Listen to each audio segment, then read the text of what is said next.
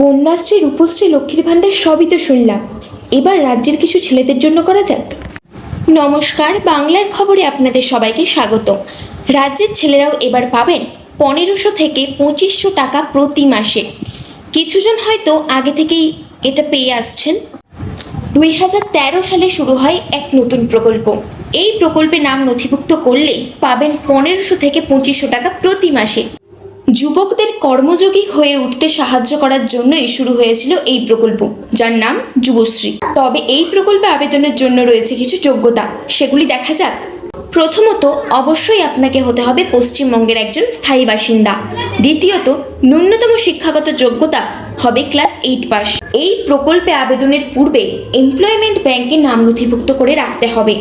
একটি পরিবারের কেবল একজন সন্তানই পাবেন এই সুবিধা এবং আবেদনকারীর বয়স হতে হবে অবশ্যই 18।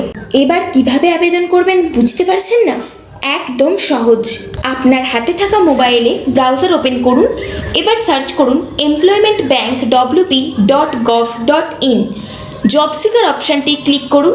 এবার প্রয়োজনীয় তথ্যগুলি ফিল আপ করে ফর্মটা সাবমিট করুন।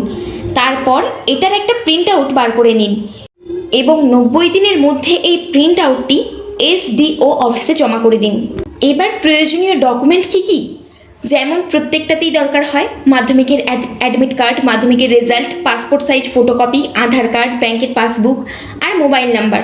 যদি কোনো কাস্ট সার্টিফিকেট থেকে থাকে তাহলে সেটাও ইনক্লুড করতে পারেন। আপনাদের সুবিধার জন্য ডেসক্রিপশন বক্সে লিঙ্কটা দেওয়া রইল, আপনারা চাইলে ওখান থেকেই সরাসরি আবেদন করতে পারেন। তাহলে সব কিছুই তো বলে দিলাম, এবার আবেদনটা করে শপথই হয়ে যান আপনি। আমি আপনাদের রাতারাতি শপথই করিয়ে দিচ্ছি। আর আপনি আমার চ্যানেলটা এখনও সাবস্ক্রাইব করলেন না, এখনই সাবস্ক্রাইব করুন।